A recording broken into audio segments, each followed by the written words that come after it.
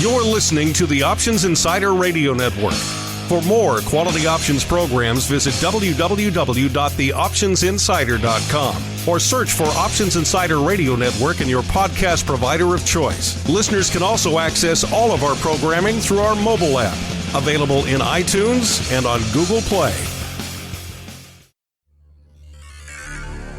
The options market can be a confusing place.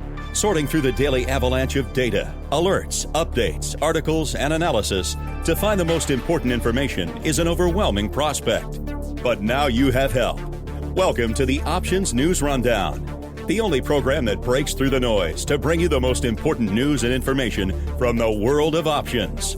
Every day we bring you the top 5 option stories curated by the options experts at theoptionsinsider.com, the premier source for free options information. The Options News Rundown is brought to you by Market Taker Mentoring, the leader in option trader education. Get trader education, daily trade ideas, and more with a free 1-week trial of Market Taker Mentoring's live Advantage group coaching class by visiting markettaker.com/insider. And now it's time to break through the noise. It's time for your Options News Rundown. Good morning. Today is May 8th, 2018. This is your Options News Rundown. I'm Dan Passarelli. Our first story today is from investing.com, and it's the top 5 things to know in the market today. First thing to know is markets brace for Trump's decision on Iran.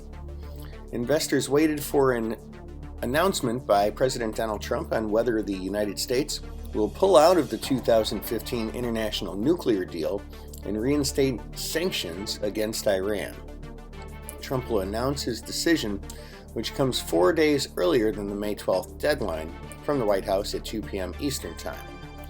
A senior U.S. official said it was unclear if efforts by European allies to address Trump's concerns will be enough to save the pact, but European diplomats said privately they expected Trump to effectively withdraw from the agreement. Should Trump pull the U.S. out of the agreement, Iranian crude exports could be hit, adding to tightness in the oil market. Second thing to know is oil prices lose steam. After oil prices climbed to a fresh 3.5-year high on Monday, the energy market pared back its gains ahead of Trump's decision on the future of the Iran nuclear deal. New York traded WTI crude futures slumped 92 cents, or around 1.3%.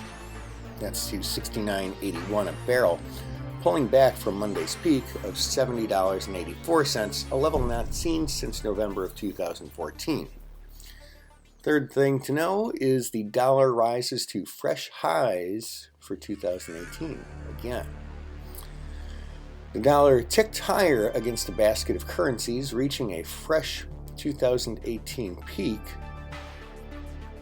amid indications that the U.S. economy remains on track, leaving the Federal Reserve on pace to raise benchmark interest rates further this year. The U.S. dollar index, which measures the greenback strength against a basket of 6 major currencies, was up around 0.2% today. 0.2% today at 92.82 after touching a session peak of 92.90, its strongest level since late December. Fourth thing to know is U.S. stock futures point to lower open. U.S. stock futures pointed to a lower open, with markets looking set to extend a late session sell-off seen on Monday. Fifth thing to know is Disney reports earnings.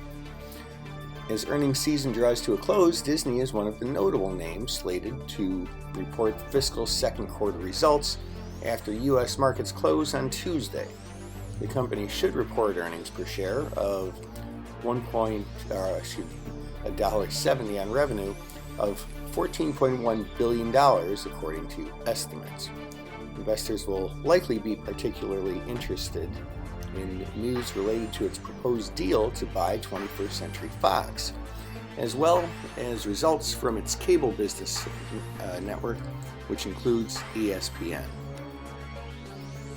Our second story today is from CNBC.com. China says last month's trade surplus with the U.S. was nearly $7 billion more than March's surplus. Last month saw major growth in China trade. China's April imports jumped 21.5%, and its exports grew 12.9% against the prior year-ago period. Both of those figures, denominated in U.S. dollars, topped analysts' expectations. A Reuters poll predicted 16% import growth and 6.3% export growth. Overall, China's April trade balance was a positive $28.78 billion, topping a Reuters poll prediction of $24.7 billion. Our third story today is from Bloomberg.com. Bond yields at 3% don't represent a tipping point. Different take than we've been hearing.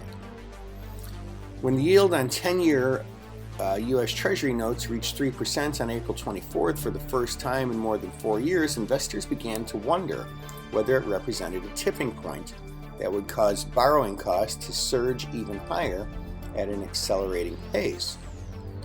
Options prices, which contain valuable information about the market's assessment of near-term upside potential and downside risk, show few indications that rates will suddenly shoot higher for two primary reasons. First, for the rate at which bonds are selling off to sharply accelerate, there would have to be a large and sudden exodus from treasuries into another, more attractive substitute asset.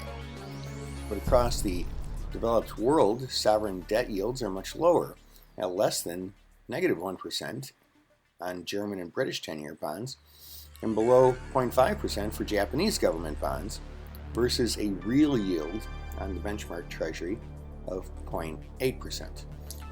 While momentum traders will certainly short treasuries, the impact is not likely to be substantial. Overseas governments, federal agencies, and the Federal Reserve, mutual funds, pensions, insurance companies, and endowments collectively control about 93% of the U.S.'s $21 trillion national debt. These are not wholesale sellers, and realistically, they have nowhere else to park their money. Our final story today comes from CNBC.com. Bitcoin sees Wall Street warm to trading virtual currency. Some of the biggest names on Wall Street are warming up to Bitcoin, a virtual currency that for nearly a decade has been consigned to the unregulated fringes of the financial world. The parent company of the New York Stock Exchange has been working on an online trading platform that would allow large investors to buy and hold Bitcoin, according to emails and documents viewed by the New York Times, and 4 people briefed on the effort who asked to remain anonymous because the plans were still confidential. The news of the virtual exchange, which has not been reported before, came after Goldman Sachs went public with its intention to open a Bitcoin trading unit, most likely the first of its kind at a Wall Street bank. The moves by Goldman and the Intercontinental Exchange, or ICE, parent company of the New York Stock Exchange, mark a dramatic shift towards the mainstream for a digital token that has been known primarily for its underworld associations and status as a high-risk speculative investment. And that, ladies and gentlemen, is news you can use for today, May 8th, 2018, your Options News Rundown. I'm Dan Passarelli, Trade Smart, and have a great day.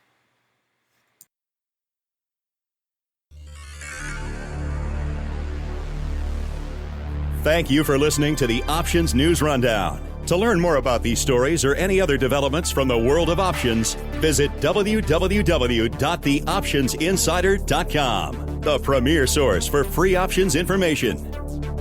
The Options News Rundown is brought to you by Market Taker Mentoring, the leader in option trader education. Get trader education, daily trade ideas, and more with a free 1-week trial of Market Taker Mentoring's live Advantage group coaching class by visiting markettaker.com/insider.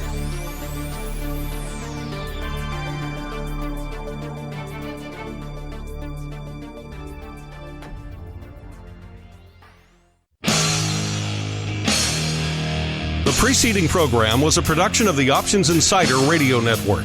For more quality options programs, visit www.theoptionsinsider.com or search for Options Insider Radio Network in your podcast provider of choice. Listeners can also access all of our programming through our mobile app, available in iTunes and on Google Play. Don't forget to follow along with your favorite programs and submit your own questions for the hosts at twitter.com/options, facebook.com/theoptionsinsider, or via questions@theoptionsinsider.com.